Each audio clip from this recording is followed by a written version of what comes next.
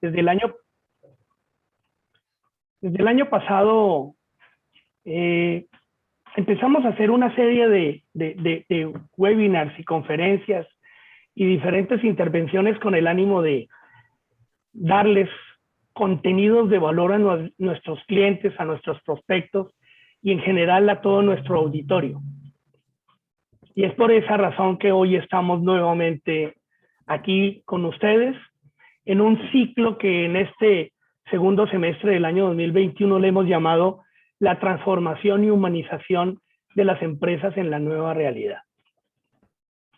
Para ello, tengo el gran honor, el gran gusto de presentar como conversador, como ponente, como tantas cosas que puede ser Juan Carlos Domínguez, y particularmente hablar el día de hoy con él sobre el humanismo en las empresas como un factor diferenciador. ¿Qué va a diferenciar a las empresas o qué está diferenciando las empresas en el futuro?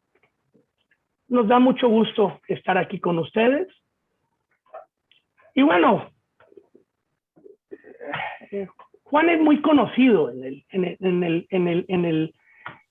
las áreas de recursos humanos, pero también en muchas áreas empresariales.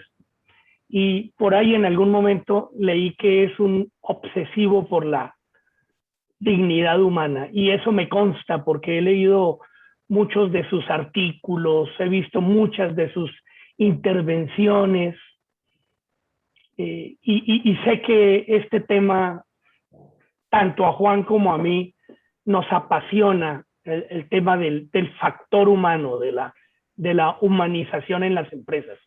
Juan es autor, es conferencista, es conversador, le gusta aprender, estudiar, diseñar, crear, dar, servir. Creo que hoy tenemos una función muy grande de servir a las empresas, a las personas en esta situación que hemos estado viviendo desde el año pasado. Juan nos hace pensar y creo que al final del día también es una persona muy agradecida. Ha tenido una carrera de más de 20 años en el área de recursos humanos, en diferentes industrias de consumo masivo, en la aviación, en servicios financieros últimamente. Y actualmente es el CEO de HH Red Colaborativa, que es un grupo muy interesante que se ha creado para hablar de todos estos tópicos, estos temas y reflexionar sobre el recurso humano. Ha estudiado ciencias políticas, es abogado de profesión principal, estudió en Cornell, en Notre Dame, en Asia Pacífica, en la Universidad Javeriana en Colombia, y bueno, actualmente también está haciendo algunas cosas de consultoría, y seguramente algún día vamos a tener un libro tuyo, Juan, porque sé que escribes supremamente bien sobre todos estos tópicos. Entonces, me da mucho gusto tenerte aquí para que hablemos precisamente sobre la humanización en las empresas. Muchas gracias, Juan Carlos, y muchas gracias por la presentación. Me quedo corto ante tu presentación muy generosa. Y yo diría que, pues en efecto, llevo más de 20 años trabajando alrededor del ser humano en diferentes facetas, escribiendo sobre ello. Hoy en día escribo columnas tanto en La Expansión como en El Economista en México, alrededor de temas de capital humano y sociedad. Y primicia, hoy, en unas pocas semanas estará saliendo en México y América Latina mi primer libro solo. He hecho un par de libros con otros colegas de colaboración. Hace poco sacamos un libro que se llama El futuro hoy, que habla de las áreas de recursos humanos y el futuro de estas áreas. Pero en algunas semanas estaremos con Editorial Lead sacando el primer libro, que espero sea uno de varios. Entonces, pues muchas gracias por la invitación, muchas gracias a quienes nos escuchan, y un placer estar acá. Muy bien, Juan, muchas gracias. Y nuevamente muchas gracias al auditorio. Ahí siguen entrando diferentes personas. y les agradecemos mucho por estar aquí. Juan, yo he pensado mucho desde que acordamos hacer esta charla, ¿por dónde empezar?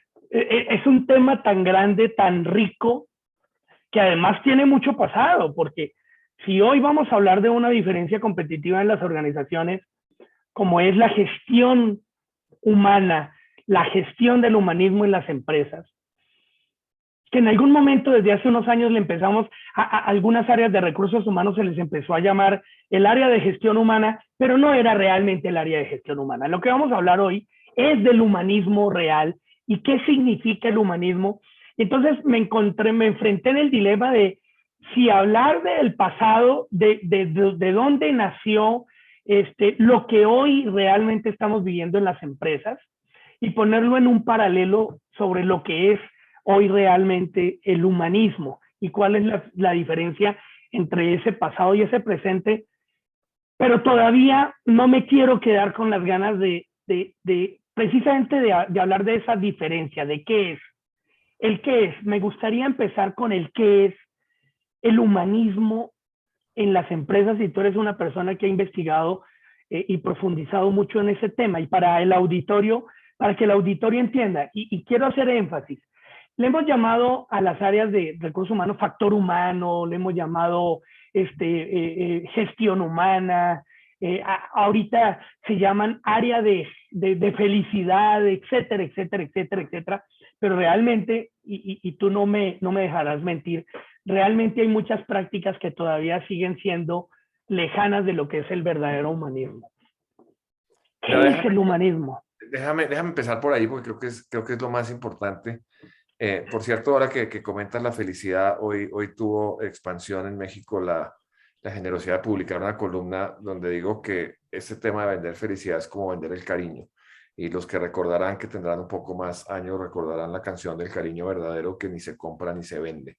Entonces, eso de vender felicidad es un poco como cuando a las comunidades prehispánicas le cambiaban espejos por oro en la época de la conquista. Pero hablemos de humanismo. Mira, lo primero es que entendamos lo que no estamos hablando, cuando hablamos de humanismo, de lo que no estamos hablando. No estamos hablando de filantropía, no estamos hablando de paternalismo, no estamos hablando de grandes personas trascendentes como Gandhi, como la Madre Teresa de Calcuta, como Nelson Mandela. No estamos hablando de algo que sea trascendente, como que sea para seres humanos extraordinarios. El humanismo, por supuesto, es el estudio del ser humano y la práctica, sobre todo de eso que implica trabajar alrededor del ser humano. Hay una frase que siempre menciono de Camilo José Cela, que él dice, y estoy citando al autor y es una cita literal, entonces una disculpa si el lenguaje es un poco fuerte. Dice a Camilo José Cela, el autor español, que de la misma manera que no es lo mismo estar dormido que estar durmiendo, no es lo mismo estar jodido que estar jodiendo. A lo que me refiero a eso no es lo mismo ser humano que ser humanista. El mundo empresarial del ser humano parte de un principio fundamental y es que entiende al ser humano como centro de la organización. Y lo primero que tenemos que decir es, en consecuencia, no se trata de un tema del área de recursos humanos. Porque cuando hablamos del ser humano al centro de la organización, estamos hablando de varios aspectos del ser humano. Estamos hablando, y déjenme plantearles 4 principalmente. 1, el ser humano cliente, porque por más tecnología y digitalización que haya, una compañía de tecnología no es otra cosa que seres humanos trabajando con seres humanos a través de la tecnología. Entonces, cuando hablamos de una empresa humanista, tenemos al cliente dentro de ese círculo del humanismo. Por supuesto, tenemos al empleado o al trabajador como centro de ese humanismo, y hago una diferencia entre el empleado y el trabajador porque trabajo y empleo no son lo mismo. El trabajo es la actividad que hacemos los seres humanos para obtener alguna ventaja, algún cultivo, algún fruto, algún resultado producto de nuestra actividad. El empleo es una modalidad de trabajo que implica una subordinación a cambio de un salario. Entonces, Cuando hablamos de humanismo, estamos hablando, por supuesto, del empleado, pero también del trabajador. Eso implica que no se limita el humanismo en la empresa a mis trabajadores, a mis empleados, sino al trabajador como tal. Estamos en un mundo en América Latina donde estamos con unos niveles de subempleo y de lumpenempleo. Cuando digo lumpenempleo, es un trabajo que ni siquiera garantiza las condiciones mínimas de dignidad.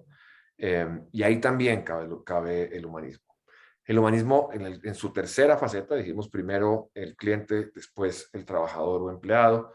El tercero es el mercado, porque frente al mercado en el cual trabajamos como un todo, también la empresa debe ser humanista. Debe ser una empresa que tenga en cuenta el impacto frente al medio ambiente, que tenga impacto frente a la sociedad a la cual aporta. Y finalmente, y también son humanos, son los diferentes accionistas, reguladores o personas que tienen un interés sobre la actividad empresarial. Entonces, el humanismo es, primero es una vocación, es una actividad, no se puede poner en carteleras, ni en tableros, ni en declaraciones de misión y visión y valores. Tiene mucho más de acción que de declaración. Y no se trata claramente de un tema que corresponda de manera exclusiva a las áreas que tradicionalmente se han llamado de recursos humanos. Hemos tenido un problema semántico en las áreas de recursos humanos, casi que de autoidentificación, donde decimos, no, es que recursos humanos no, pues mejor hablemos de capital humano, mejor hablemos de factor humano, y creo que es una discusión semántica. Ese discurso de finales de los 90, de finales del siglo pasado, donde se decía el ser humano es el recurso más importante. Pues era una manera como de justificar el término recursos con humanos. También empezábamos a decir que había que devolverle la H a la gente de RH, porque había mucha gente que decía como recursos inhumanos. Y eso es, para mí es semántico. El tema de fondo es que el discurrir empresarial de cualquier empresa, y estamos hablando aquí, y nos escuchan no solo líderes de recursos humanos, sino líderes empresariales, el discurrir de cualquier empresa debe estar orientada a la persona cliente, a la persona trabajador, a la persona empleado, a la persona comunidad y a la persona que es uno de los diferentes actores de la sociedad, sea los accionistas, sea los inversionistas, sea la sociedad misma. Entonces, cuando empezamos, y más tarde hablaremos, Juan Carlos, del factor diferenciador y por qué lo importante, pero cuando diseñamos la empresa, cuando diseñamos el producto, en alguna otra época, hace muchos años, y voy a mencionar una compañía en particular simplemente como ejemplo, no como mal ejemplo, sino como ejemplo, la compañía Xerox, que todos conocimos y vimos lo que sucedió con Xerox en el tiempo, se definía, su logo, su moto era Xerox The Document Company. O sea, durante muchísimos años definimos las empresas a partir de los productos o servicios que prestábamos. Hoy en día, si ustedes miran los modelos de mercadotecnia empresarial, se mueven directamente a la persona.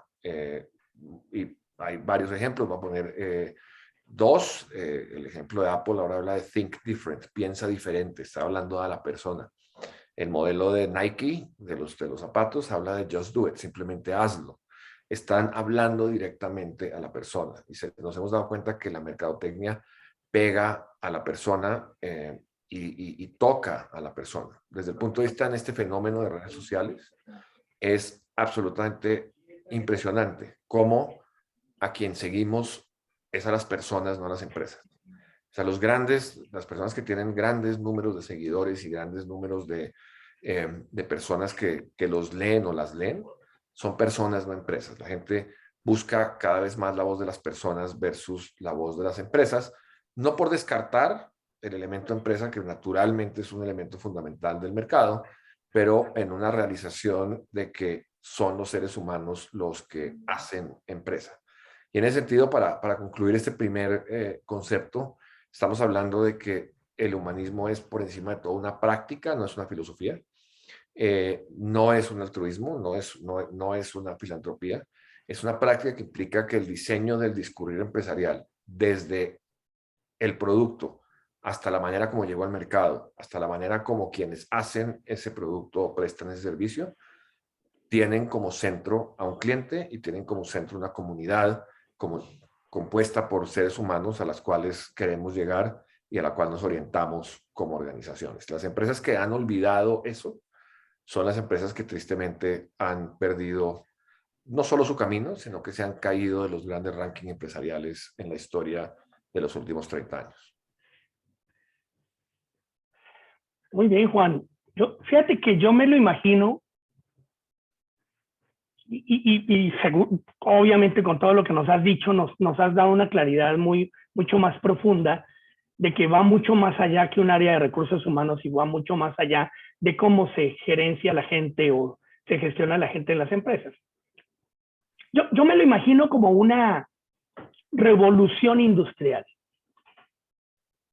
Y justamente creo que todavía estamos viviendo lo que hemos vivido durante los últimos 100 años, cuando Taylor y Fayol hablaron de una forma empresarial diferente que se empezó a llevar a cabo a principios del siglo pasado. Y justamente Taylor nos hablaba de la división del trabajo, de la producción en cadena, fue cuando se empezó a hablar de la producción en cadena y de la eliminación de la autonomía temporal del trabajador.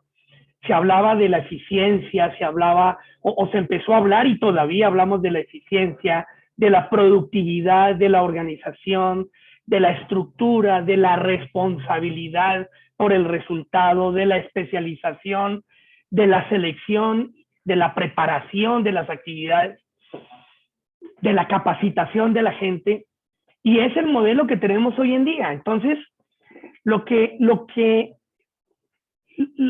me causa una gran duda es realmente estamos ante una revolución, un cambio total de época, hablando del humanismo. ¿Por qué? Porque me da susto que se nos convierta en una moda, como en un momento se nos convirtió la moda del coaching, o como se nos ha convertido diferentes modas, el agile working, etcétera, etcétera, etcétera, y me da susto que se nos convierta en una moda. De alguna manera, ¿cómo podemos impulsar? Y como bien lo dices, tenemos presente en el auditorio directores generales, directores funcionales de diferentes áreas de compañías que conocemos.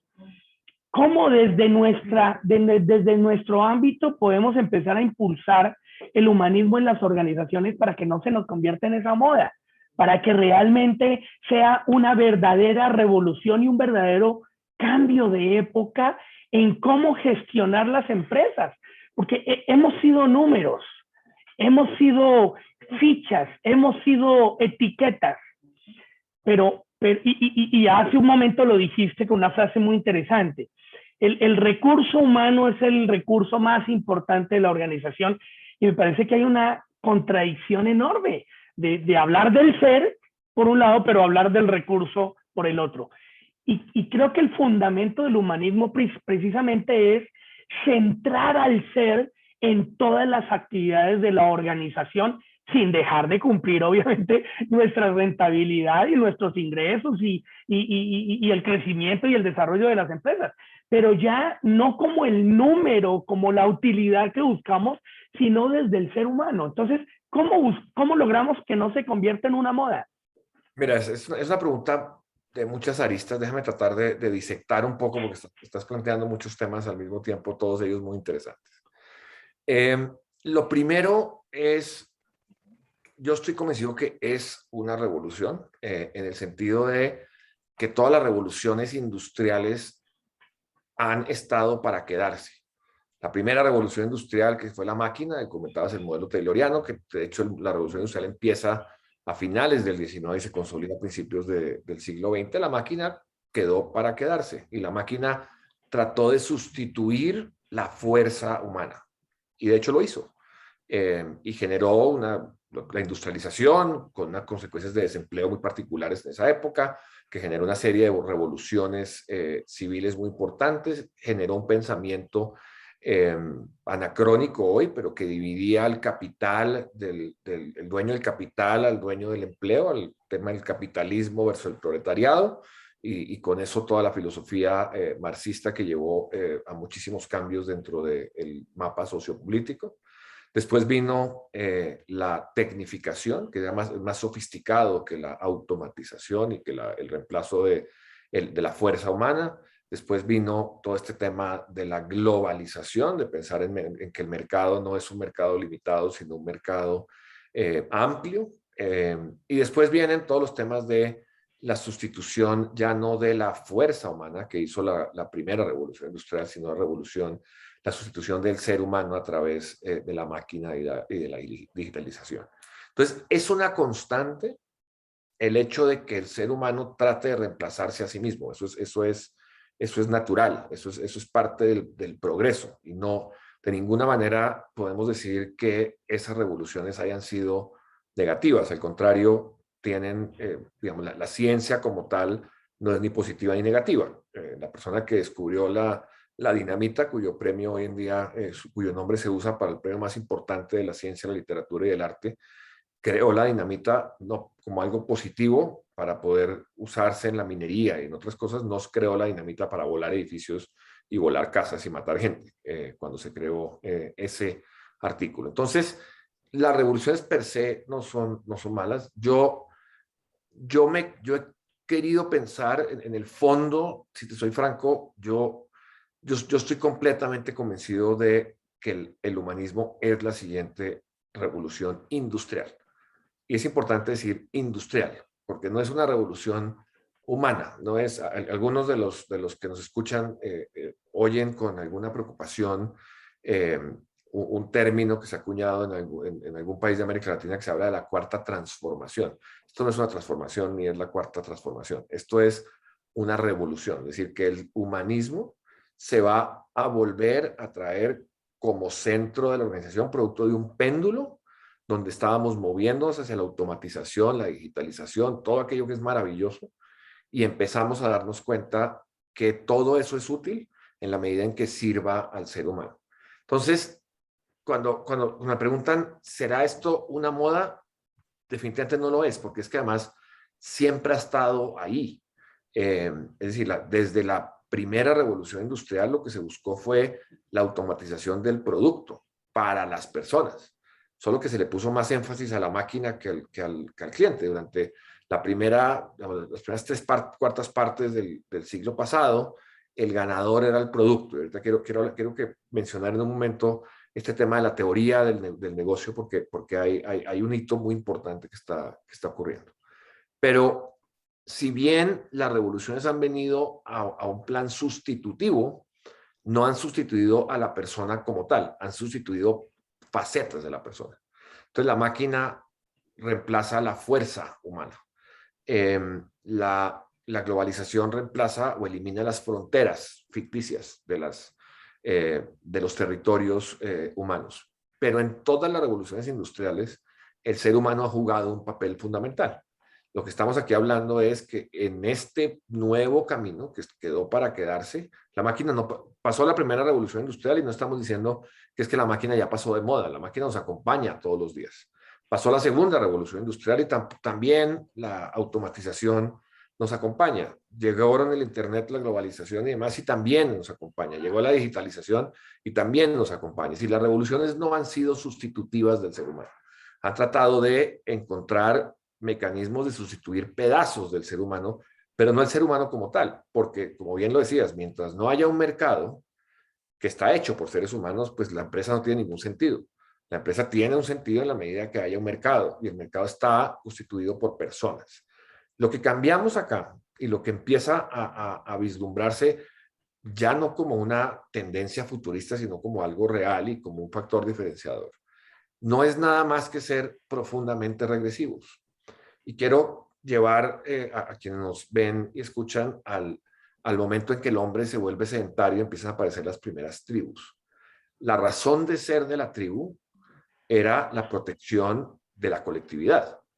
Sale el sedentarismo junto con la agricultura y la ganadería como un mecanismo de autoabastecer a una comunidad y poderse alimentar y poder sobrevivir, y que hubiera alguien que los cuidara de noche y se tomaran turnos para hacerlo de día. Pero el centro nunca fue el árbol que daba las manzanas. El centro no fue tampoco el ganado, sino que fue la convivencia del ser humano, el entendimiento del ser humano dentro de una realidad histórica que después en el tiempo se convirtió en los estados, cuando empieza a hablar las ciudades-estados, cuando se organizan los sistemas políticos, y después, por supuesto, una influencia muy importante de la religión, como un aglutinador humano y cultural.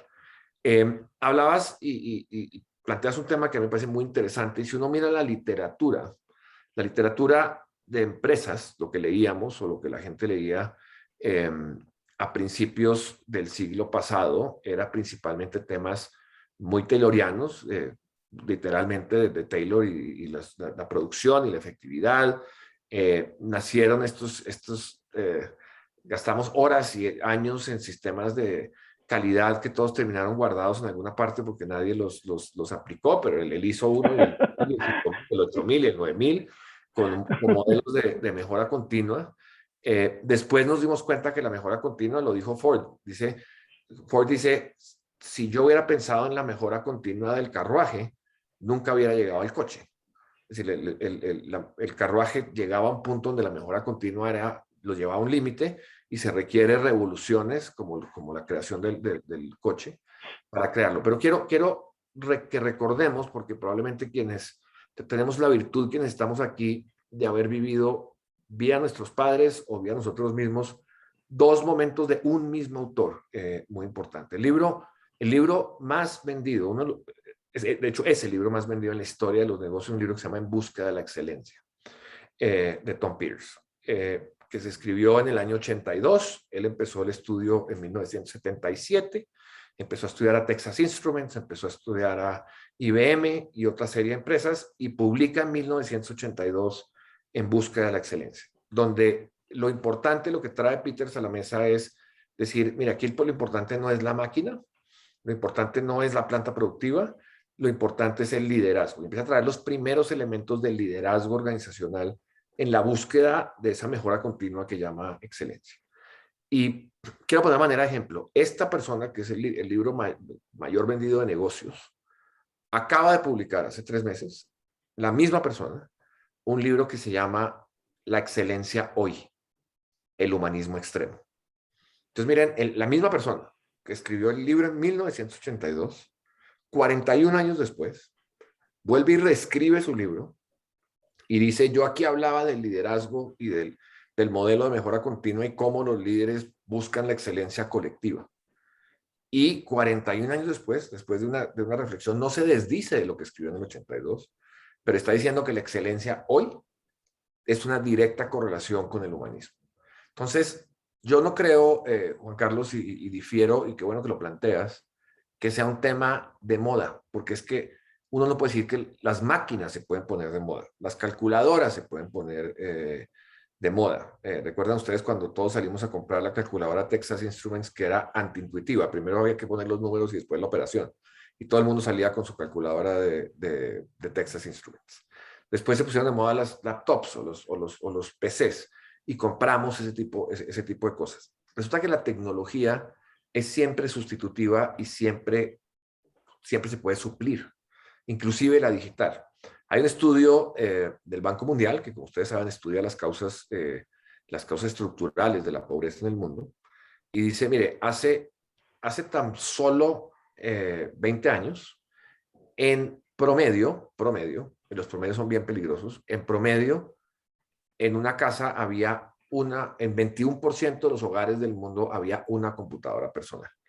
Ese era el promedio global. Hoy en día ese promedio está en 48%, o sea, se ha duplicado. Ahora, entendamos que los promedios son bien peligrosos. Finlandia tiene 100% y hay países que tienen 0. Entonces, 48 es una mezcla entre eso. Los promedios son bien peligrosos. Pero el punto es, la tecnología es claramente replicable y sustitutiva. Las empresas que hoy invierten en tecnología profundamente quieren estar a la vanguardia, pero quieren estar a la vanguardia porque saben que detrás va a haber gente que va a vender la misma tecnología más barata y más asequible. Antes, Si hablábamos hace 40 años de poder estar hablando como lo estamos haciendo hoy, era casi que los supersónicos, si ustedes recuerdan los supersónicos, porque uno no, o sea, a duras penas el teléfono era como un gran aliado. Aparece el fax y aparece la posibilidad de que yo escribo algo aquí y aparece en otra parte. Fascinante el modelo del fax. Pero la tecnología va avanzando y el ser humano va evolucionando. Y la constante, para concluir tu pregunta de las revoluciones, es que en las revoluciones, cualquiera que haya sido, siempre ha estado el ser humano. Y la revolución se ha definido no por la revolución como tal, sino por la relación entre ese movimiento, la industrialización, la máquina, la digitalización, la globalización, y la relación con el ser humano. Entonces, todas las revoluciones industriales han sido humanistas. La diferencia con esta es que el ser humano y no la máquina va a ser el protagonista de esta revolución. Y ahí dice, no, pero es que esto es como, estamos leyendo el futuro. No, estamos siendo muy regresivos. La manera como esto se explica es por la comunidad primitiva, por el primer Homo sapiens sapiens que se une en una tribu. Entonces vamos a devolvernos a las tribus básicas. Estamos en un mundo de una sociedad fraccionada, una sociedad que está en las calles pidiendo sus derechos básicos, donde ya la iglesia no lo representa, donde las empresas no lo representan, donde los partidos políticos no lo representan, donde ni siquiera las ideologías lo representan. La gente sale a las calles en un individualismo profundo a pedir lo suyo, a reclamar, a reivindicar esos derechos humanos que le corresponden, en los cuales hemos sido las iglesias incapaces de agrupar a la gente, los partidos hemos sido incapaces de agrupar a la gente, los gobiernos han sido absolutamente estériles en hacerlo, y el ser humano está de nuevo en un individualismo que a veces raya en lo peligroso, porque tendrá que llegar a un colectivismo en algún punto, reivindicando su derecho como individuo, dentro de una sociedad y dentro de una particularidad, y las empresas generando una cosa fascinante, y es la nanocustomización. Hoy en día, tú puedes entrar a una plataforma de televisión, escoger el programa que tú quieres ver, a la hora que tú lo quieres ver, a la velocidad que tú lo quieres ver, puedes adelantar o no adelantar. ¿No más hace 20 años?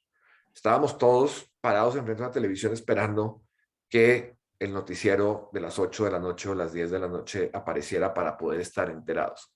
Hoy no necesitamos esperar.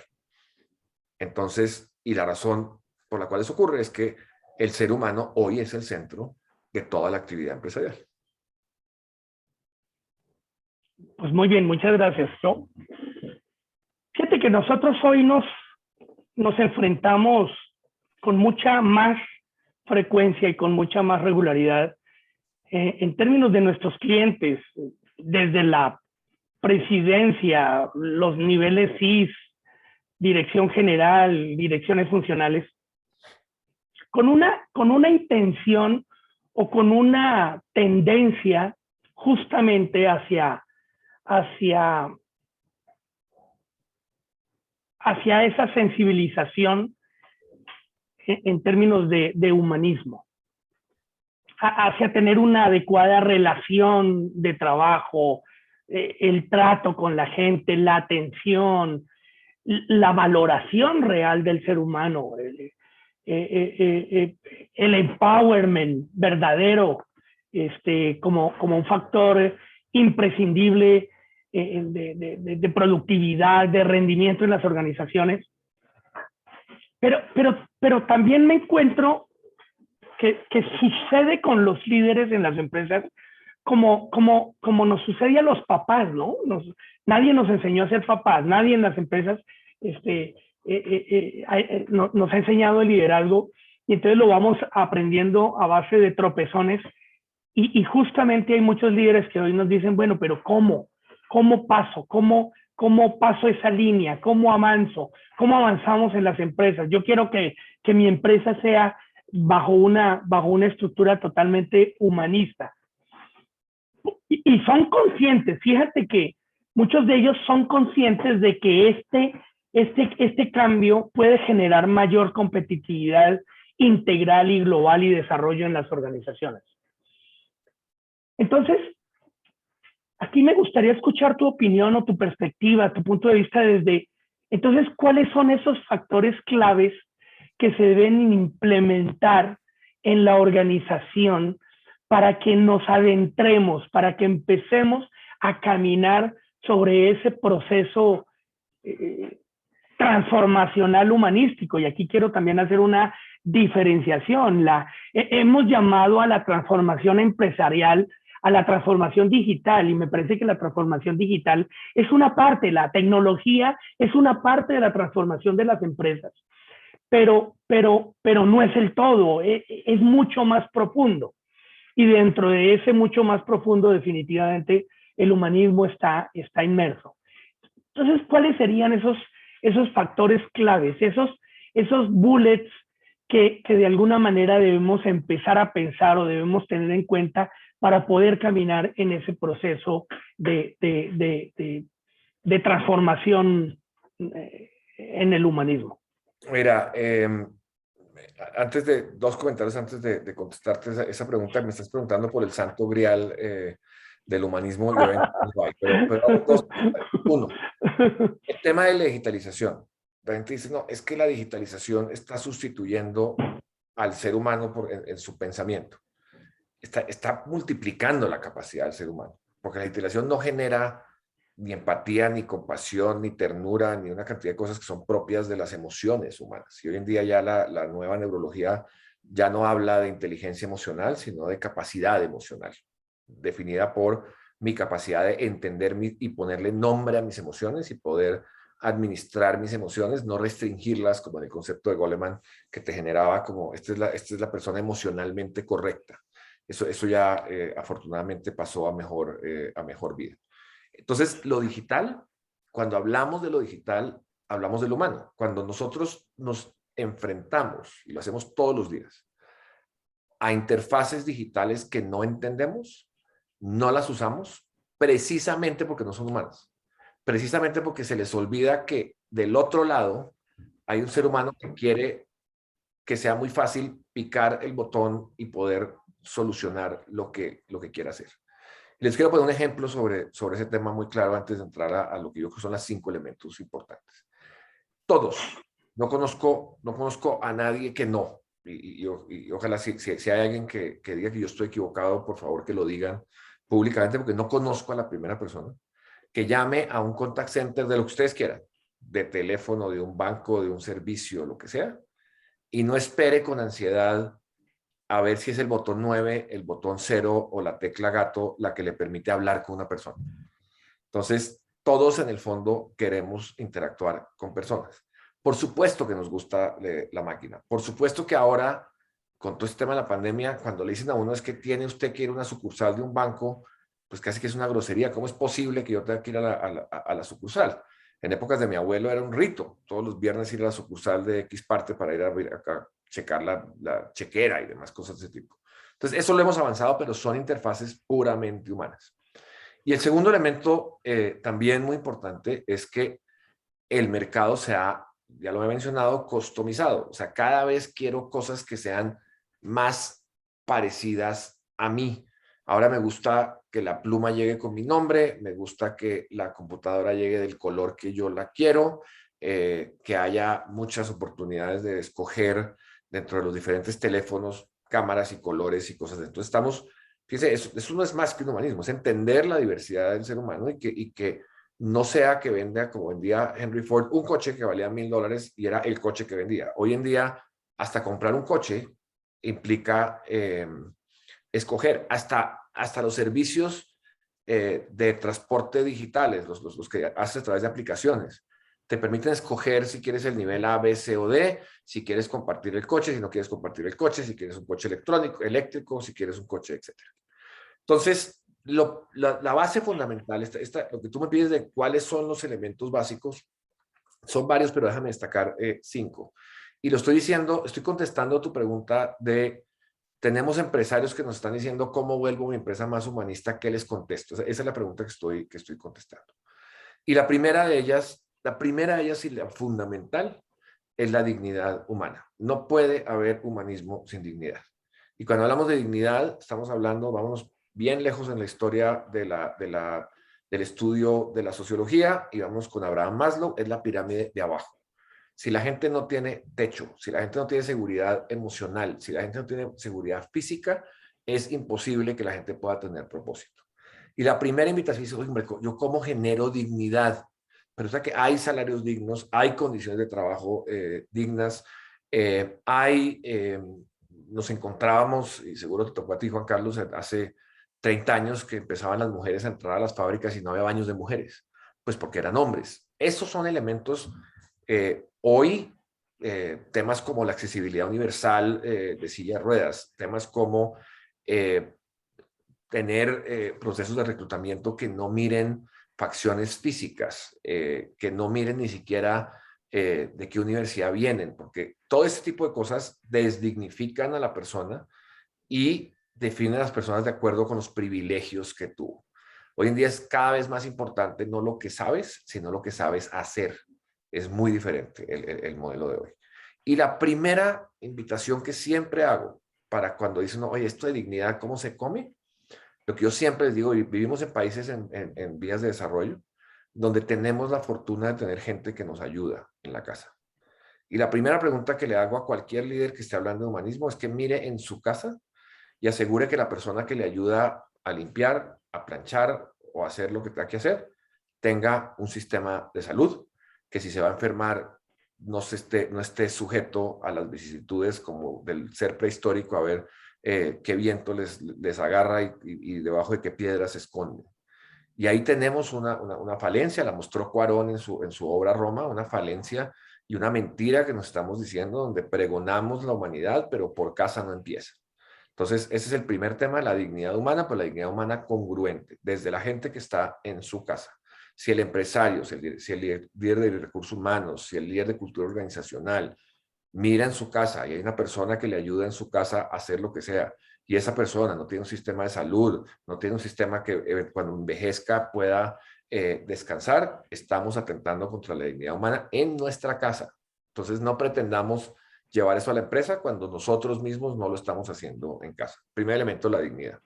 Segundo, la posibilidad de alcanzar un propósito. Y no confundamos el propósito empresarial con el propósito individual. Hay empresas que han querido decir es que a través mío como empresa la gente va a lograr su propósito. Eso es tan falso como vender felicidad. El propósito es algo puro del ser humano. Los seres humanos son los únicos animales vivos de este planeta que tienen propósito. Hay gente que hoy en día dice, no, es que yo tengo perrijos y catijos y mis plantas y demás cosas. El perro no se levanta diciendo, mañana voy a lograr esto. Somos los seres humanos los únicos que tenemos propósitos. Tenemos que preguntar si nuestra actividad empresarial y nuestra actividad como líder permite que la gente, deja tú que lo logre, que tenga un propósito. Porque hay muchas personas que el único propósito que pueden tener en la vida es lograr comer al día siguiente. Eso no es un propósito, eso pega al sistema de la dignidad. Entonces, primero, dignidad. Segundo, propósito. El tercero, que es donde empieza ya el factor diferenciador, el tercer elemento, es que la organización, la manera como nos construimos para atender al cliente, para atender a la persona, debe estar centrado en un modelo de diseño humano. No podemos seguir cayendo en el error que caímos en los 80s de adaptar las personas a los procesos. Hoy en día lo que tenemos es que adaptar los procesos a las personas. Recordarán algunos de ustedes, los que nos acompañan a Juan Carlos y a mí en una generación un poquito más arribita, que cuando aparecen las primeras máquinas y las tarjetas de cómputo, todo el mundo tenía que adaptarse al proceso y tenían que decir, es que ¿por qué hay que hacer esto? Porque es que el proceso dice eso, es que la política eso es lo que dice. Tenemos que empezar a girar a que los procesos y la organización y la estructura organizacional atiendan a la persona. Y repito, no al empleado, no al trabajador, al cliente, a la comunidad, al accionista, al ser humano entendido como todo. Si yo hago un producto muchas veces hacemos productos maravillosos que nadie quiere comprar. Ese producto es porque no está diseñado con humanismo, con humanidad. Los estudios de mercado hoy en día ya no buscan ver si el producto se vende o no se vende, sino que estudian a qué comunidad se vende, cuál es el nicho, cuál es el comprador. Y todo el área, el mundo de marketing hoy en día habla del buyer. quién es el que me lo puede comprar. Eso es humanismo. Entonces es el diseño de la actividad organizacional alrededor del ser humano. El cuarto es entender el impacto que tiene una empresa, y todos somos empresas y estemos solos, dentro de lo más amplio de la comunidad. Y es el entendimiento claro de que no estamos solos y que tenemos una labor para desarrollar la comunidad. No una labor altruista, ni montar ONGs, ni ayudar a ancianatos y cosas de ese tipo. Es que a través del desarrollo que damos nosotros en nuestra comunidad, crece todo el mundo y repartimos aprendizaje. Esos modelos post-neoliberales que lo único que buscaban era repartir pobreza, claramente son el fracaso de América Latina, son el fracaso de Asia. Europa se ha salvado de eso, pero Europa Oriental no. Entonces son la empresa como un servidor de la comunidad, servidor a través de un mercado. No, esto no, otra vez, no es altruismo ni filantropía, es yo tengo como empresa un sentido de ser dentro de un mercado. Y el último elemento que lo quiero pegar con las emociones es la compasión. Y la compasión, es decir, ahora respectamos ser compasivos. Y quiero hacer una diferenciación. La empatía es un acto que todos hablamos mucho de que hay que ser empáticos. La empatía es un acto racional.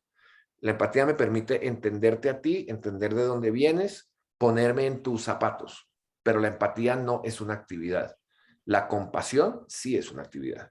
La compasión parte de la empatía, pero mueve al corazón y mueve a la persona a ayudar a la otra persona a ser mejor. Estamos hablando de que uno de los grandes retos que tenemos hoy es acabar con el individualismo que estamos viviendo hoy en día y pasar realmente a un colectivismo. Hoy tenemos una economía fraccionada donde todo el mundo tiene derecho a pensar y a sentir lo que quiera, pero tenemos que retomar el sentido comunitario, el sentido de la empresa como un elemento dentro de una comunidad más amplia y el sentido del ser humano como miembro de una comunidad más amplia y con un rol más grande que sí mismo. Yo te diría, Juan Carlos, esos son los que considero son los 5 elementos fundamentales. En marzo, Dios mediante, estará saliendo el libro que estoy terminando de escribir sobre humanismo empresarial y hablo de estos 5 temas con gran detalle. Es muy emocionante, Juan, conversar y tocar estos temas. Y también, lamentablemente, el tiempo nos limita en tantas profundidades que seguramente, y si me lo permites, abrir la puerta a otras conversaciones y a otras profundidades. Hay gente que nos está levantando la mano y sé que tienen muchas preguntas. Leticia tiene una pregunta por ahí, Luis Ricardo tiene otra pregunta y hay gente, muchas gracias por el auditorio que nos está acompañando. Ricardo Palomares, por allá en Hermosillo, muchas gracias. Pero me ha llegado un punto y me parece, desde mi punto de vista, el gran desafío que tenemos, que tiene la alta dirección en las empresas, y es ceder el poder. Yo creo que una parte fundamental precisamente de ese caminar hacia la humanización es aprender a ceder el poder, es aprender a buscar el éxito a través de otros, es ya dejar ese control y lo seguimos viendo, sobre todo en los altos niveles en las empresas, el control que impiden el desarrollo de la gente, que impiden el desarrollo de prácticas gerenciales centradas en la humanidad precisamente, que vuelven y se centran hacia el poder, el darle la independencia al trabajador de buscar y lograr sus resultados, por supuesto que alineados a la organización, ¿no? Pero desde la gente, la confianza, Juan, los valores que se han perdido. Entonces, para mí, esos son enormes desafíos para poder llevar a cabo esta transformación. Hay dos palancas muy importantes y no hemos llegado ahí, y eso es parte de lo que, digamos, de la tarea que falta por hacer. Uno es empezar a entender y aceptar y a y a resignarse al triunfo de lo colectivo sobre lo individual. La historia lo ha demostrado, vuelvo a las tribus prehistóricas. La historia ha demostrado sistemáticamente el triunfo de lo colectivo sobre lo individual y por alguna razón no hemos querido entender y seguimos pensando en los grandes héroes. Hoy en día todavía hay empresas que muestran al líder y le ponen al líder una capa como si el líder fuera un ser más allá de lo humano. Eso es lo, yo creo que lo primero. Y lo segundo es la entrega, primero lo individual sobre lo colectivo sobre lo individual, perdón, y segundo, el entender que hacemos parte de un sistema que es infinito. Es decir, que en el cual nosotros somos unos actores temporales en un mundo infinito. Y no estoy hablando de un concepto religioso, estoy hablando simplemente de las personas que nacieron en el siglo XVIII, no está ninguno vivo ahorita. En consecuencia, somos finitos. Entonces tenemos que pensar que eso finito que nos corresponde a nosotros vivir tiene que tener un principio y un propósito trascendente. Ahí no hemos llegado todavía. Creo que muchas de las cosas que hablé como los 5 primeros pasos, hay avances. El triunfo de lo colectivo sobre lo individual, no hemos llegado. Lo hemos llegado en el sentido de, no, los equipos y todos somos equipos. Ese discurso sí lo tenemos, la práctica no. Pero la práctica no, exacto. La trascendencia, es decir, yo hago empresa, yo creo un producto, porque yo sé que los demás, yo cuido el planeta, yo hago un edificio, lo que tú quieras, cualquier obra humana, la vemos como finita. En el momento en que empecemos a pensar, los grandes líderes son aquellos líderes que han logrado entender que su vida es solo un pedazo dentro de la historia de la humanidad. En el momento en que empecemos a hablar del liderazgo trascendente, hoy estamos hablando del liderazgo consciente y del liderazgo positivo. Lo que sigue es el liderazgo trascendente. Y ese liderazgo que nos permita decir, al final de nuestra vida como líderes, ¿qué quedó? Y eso es a donde vamos. Ya está claro que el dinero no es lo que queda, está claro que ni siquiera la empresa es lo que queda, las empresas después se venden, los nietos, es decir, ocurre lo que sea, y es el liderazgo trascendente del individuo. Esos son los líderes que tradicionalmente se han mantenido, los Jack Welch del mundo, los Roberto Goizueta, todos los grandes líderes de la historia empresarial del mundo, es porque han entendido que su labor es una labor temporal dentro de una historia de una humanidad infinita. Muy bien, de acuerdo. Antes de pasar a algunas preguntas y comentarios que nos están haciendo aquí en el auditorio, Juan, me gustaría que también nos abrieras un poquitito esa mentalidad en términos de expectativa. ¿Qué esperaríamos en las empresas? ¿Qué esperarían los empresarios con ese cambio, con ese paso hacia el humanismo? ¿Cuáles serían los resultados que podríamos estar logrando si simplemente nos motivamos a manejar las cosas en la organización desde una perspectiva diferente? Mira, lo primero, y es que es lo más fácil, y curiosamente no es por, uno diría, lo primero es que tienen que tener al empleado y el recurso humano y demás. Yo diría, antes de eso, entendamos quién es nuestro cliente y entendamos qué es lo que quiere el cliente. Y definamos una experiencia del cliente y conectemos la experiencia del empleado a la experiencia del cliente. Porque es absolutamente claro, matemático, físico, por donde tú quieras probarlo, que nadie puede entregar lo que no tiene. Si yo quiero entregar un producto excepcional, si quiero entregar un servicio excepcional, necesito generar excepcionalidad en la producción o en la prestación de ese servicio. Entonces, lo primero, y suena medio absurdo, es mira para afuera. Después vamos a ver a los empleados y todo eso lo vamos a ver porque recuerda que la base es la dignidad. Supongamos que ya todo el mundo tiene por lo menos la dignidad. El siguiente paso es empecemos a ver qué es el producto que tiene nuestro cliente. Ya no estamos en el mundo donde yo decido qué es lo que la gente quiere y la gente compra lo que yo quiero. Estamos en un mundo de la customización. ¿Qué es lo que el cliente quiere? ¿Qué es lo que el cliente espera? Entonces, el primer paso de la humanización, y suena paradójico, es una mirada hacia afuera.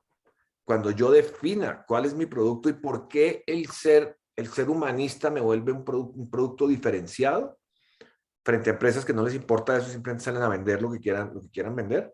Cuando yo vuelva humano mi producto, cuando vuelva humana la interfaz entre mi empresa y el cliente a través de un servicio o un producto, eso lo tengo que reflejar pura ingeniería inversa. Si lo que yo quiero que el cliente, si lo que yo vendo es determinado producto que genera esta emoción en el cliente, tengo que ir a hacer ingeniería inversa y producir eso misma emoción en mi organización. Si yo vendiera, te repito, no es vendible, pero si yo vendiera felicidad, no puedo vender felicidad a través de gente infeliz.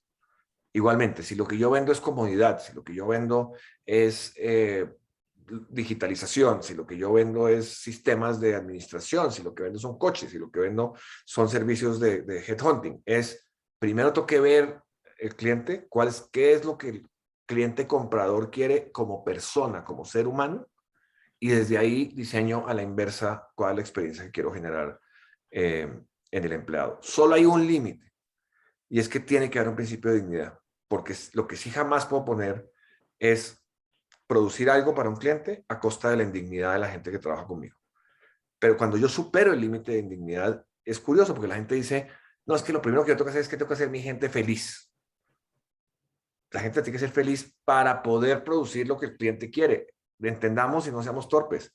Sin empresa no hay empleo. Sin empresa no hay producto. Sin empresa no hay mercado. No estamos en una reivindicación del empleado diciendo es que le voy a dar todo a mi empleado a costa de que se quiebre la empresa. Es una torpeza, nos quedamos sin empleo, nos quedamos sin empleados y sin gente a quien cuidar. Tengo que cuidar al cliente, tengo que cuidar el mercado y tengo que garantizar la dignidad de mi empleado.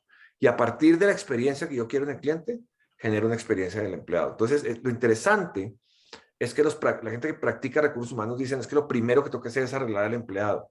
No, lo primero que tengo que hacer es entender qué es lo que pasa con el cliente y diseñar mi experiencia del empleado desde la experiencia que yo quiero que llegue al cliente. Sí, de acuerdo totalmente. A las personas que han levantado la mano, los invito a que nos hagan las preguntas en el chat para poderlas leer y respondérselas.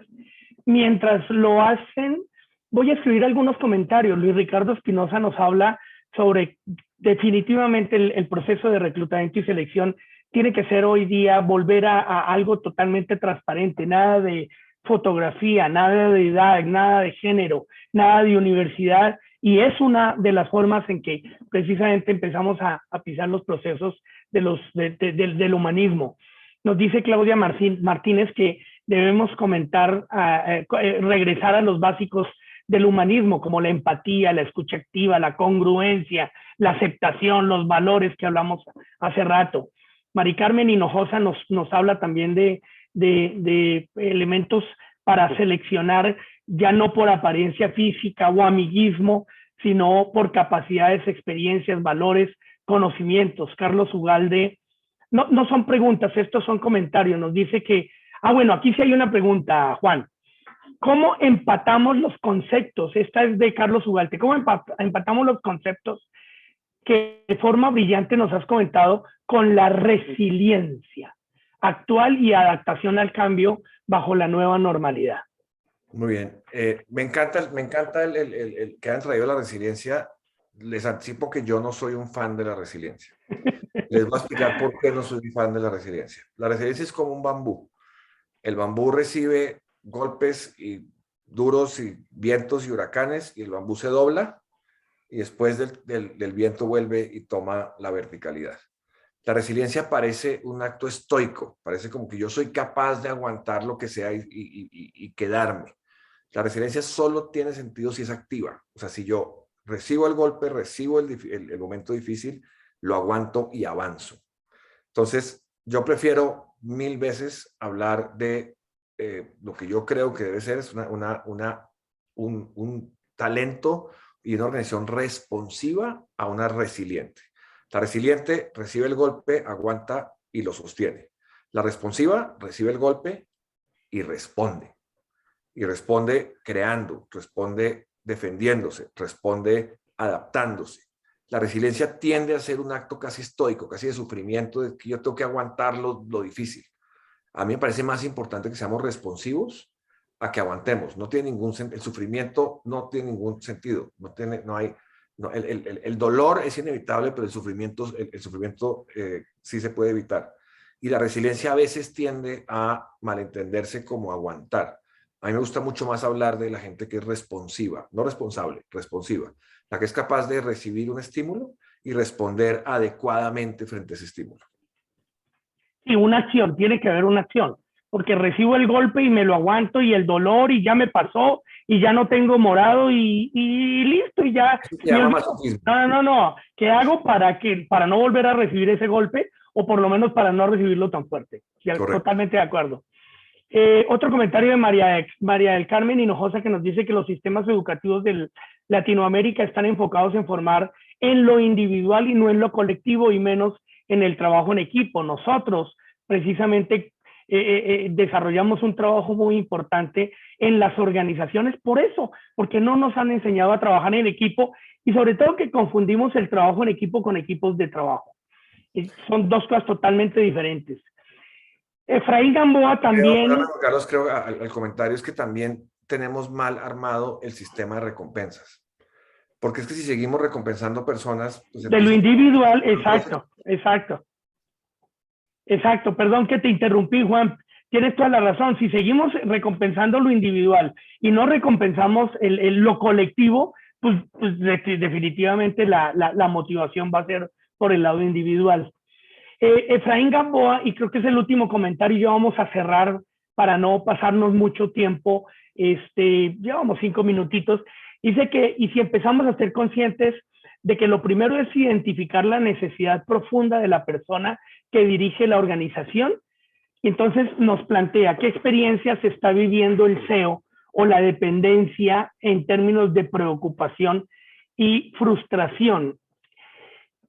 A mí me gustaría avanzar un poquito en la respuesta y dejarte la segunda parte, porque esto lo vemos nosotros con el trabajo que hacemos en las empresas a ese nivel, y sí realmente hay una preocupación en la alta dirección, porque nos hemos visto avasallados por diferentes temas en términos multiculturales, en términos generacionales, en términos de discriminación, etcétera. Y ojo, hemos visto que hay empresas que no estoy seguro si es una moda o por calmar ciertos ambientes, implementan ciertas prácticas que no estoy diciendo que sean malas, son buenas, para motivar la diversidad, etcétera, como parte de lo que estamos viviendo hoy en día. Y tú lo dijiste hace un rato con una palabra que se llamaba la revolución humana. Eso me parece que es parte de la revolución humana, pero sí creo que tiene una gran diferencia entre lo que es el verdadero humanismo en las organizaciones para poder suplir la necesidad de las personas, empezando por esa dignidad, ¿no? Mira, estuve hace poco, esta semana, estuve participando como seleccionador en un proceso de selección. Y me preguntan, oye, me pareció María muy buena. ¿Cómo te pareció? Me pregunta el CEO de la empresa y le contesto, pues que depende para qué la necesites. Y yo creo que lo que tenemos que empezar a preguntar cuando decimos cuál es la cultura que debemos tener, cuál es la inclusión que debemos tener, cuál es el programa de liderazgo que deberíamos tener, tenemos que no olvidar la pregunta de qué es lo que estamos resolviendo. Porque crear programas de liderazgo es muy fácil, los venden, los consultores los venden en todas partes, programas de liderazgo, baratos y caros. Los programas de reclutamiento, hay reclutadores caros y baratos, pero lo que no nos estamos preguntando es lo más esencial y es para qué lo Exactamente. ¿Qué estoy solucionando? Y cuando uno entiende, y la pregunta, a mí me encanta hablar con CEOs de eso, cuando te dicen, oye, es que estoy buscando, me llama mucho, ¿tienes alguien de recursos humanos que conozcas que me ayude para...? Mi primera pregunta es, ¿qué quieren resolver? Sí, conozco muchas personas de recursos humanos, conozco muchas personas. ¿Qué quieres resolver? Porque también, o sea, tú no puedes contratar un bailarín si lo que quieres es un cantante. Y tenemos una bipolaridad organizacional, que la debes vivir tú, Juan Carlos, donde contratamos por fortalezas y desarrollamos por áreas de oportunidad. Eso es lo más bipolar del mundo. Contrate por fortalezas y desarrolle las fortalezas. Entonces me dices que contraté a un cantante, pues que no sabe bailar. Es que lo que tú contrataste fue un cantante, no contrataste un cantante bailarín. Entonces, hubieras contratado a un cantante bailarín, pues quizás no canta tan bien, no baila tan bien, pero te hace las dos. Y estamos siempre en los modelos de desarrollo organizacional diciendo que técnicamente es muy bueno, pero no tiene habilidades blandas. ¿Por qué? Porque contratamos técnicamente muy bueno. O las habilidades blandas son buenísimas, pero no sabe hacer nada. Contratamos habilidades blandas. Entonces, lo primero que tenemos que entender es que nuestro modelo de desarrollo debe estar orientado a las fortalezas, no a las debilidades. Todos tenemos, es decir, si a mí mi desarrollo por debilidades se tardaría una eternidad, llevo toda mi vida tratando de solucionar mis debilidades, pero soy bastante mejor en hacer las cosas a través de mis fortalezas. De acuerdo, totalmente. Es como cuando muchos directores me dicen, Juan Carlos, ¿qué hago con mi grupo directivo que se van a matar, se van a comer? Y entonces yo les pregunto, ¿y qué quieres? ¿Leones u ovejitas? Entonces me dicen, no, yo quiero leones, yo quiero leones. Claro que puedes tener leones. Lo que pasa es que los leones tienen un rol. Las leonas cazan, el león tiene más fortaleza. A veces cazan solos, pero generalmente en equipo. Bla, bla, bla, bla, bla, bla, bla, bla, bla. Muy bien. Y lo último, que es muy enfocado a empresa mediana y pequeña, porque aquí estamos hablando de todos los grupos empresariales, grandes, medianos, pequeños, multinacionales, nacionales, locales. Y esta pregunta que es de Ricardo Palomares se enfoca mucho en la empresa mediana pequeña, porque también es un tema generacional, Juan. Y esta ya es la última pregunta y con esto cerramos. Es un tema generacional. ¿Cómo después de que yo he manejado mi empresa 20 o 30 años, 40 años, la creé, está funcionando, pero yo tengo que cederle el paso a alguien? ¿Cómo puedo lograr que esta nueva transformación, que en este traspaso generacional yo pueda transmitir un cambio de ideas sabiendo que yo la he manejado de cierta manera durante 30 o 40 años? Tengo una respuesta muy sencilla, pero quiero hacer claridad que la respuesta es sencilla, la aplicación no lo es tanto. Porque en los 80 nos dijeron, a ver, antes de los 80 decían, la misión de la empresa es la del dueño. Y entonces, y ahora hay que institucionalizar a las empresas. Entonces nos vendieron el trípode de que toda empresa tiene que tener misión, visión y valores. Lo de hoy es la pequeña y mediana empresa. La economía, el 43% del Producto Interno Bruto de América Latina está generado por empresas de menos de 100 empleados. O sea, lo de hoy es la pequeña y mediana empresa, no nos equivoquemos. ¿Y saben qué es lo que le falta a la pequeña y mediana empresa? Narrativa. No misión ni misión de valores, sino cuál es nuestra historia, qué es lo que le contamos a los demás. Porque otra vez vuelvo al hombre prehistórico. El hombre prehistórico contaba historias, no las escribía, ni hacía misión, ni valores. El primer hombre sedentario no contrató consultores para ver cuál era la misión de la comunidad. Contaban historias. Y lo que nosotros aprendimos fueron historias. Las religiones y las creencias están creadas por historias.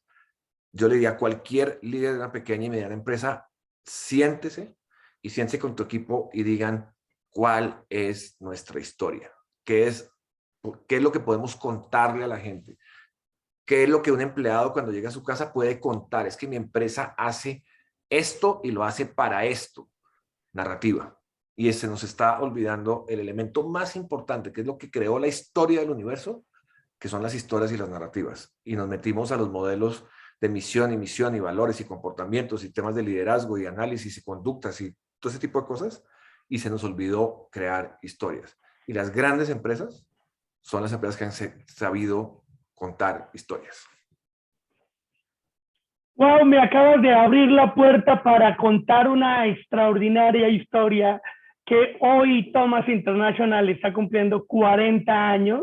Nació como una empresa familiar comprando los derechos de Thomas Hendrickson, un par de ingleses de apellido Reed, hace muchos años, hace 40 años, le compraron los derechos a Thomas Hendrickson y poco a poco se fue convirtiendo en la empresa más grande y líder a nivel mundial en términos de evaluación y diagnóstico del recurso humano.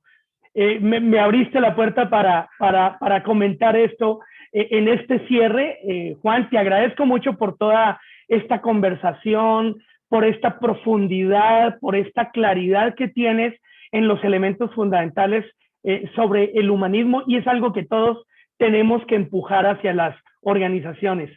quiero darte las gracias muy sentidas, de todo corazón. Igualmente al auditorio, muchísimas gracias. Por ahí alcancé a ver a Rafa Sosa, Sandra Mujica, Luis Fernando Botero, a Mónica Álvarez, bueno, una cantidad de gente que nos está acompañando y que nos ha aguantado unos minutos más, pero de verdad que el tema es extremadamente emocionante y apasionante. Juan, muchas gracias al auditorio, muchísimas gracias a todos por estar aquí y espero que nos veamos en una próxima oportunidad. Muchas gracias a todos y lo importante es mantener la conversación viva. Muy bien, muchas gracias. Feliz tarde y feliz fin de semana para todos.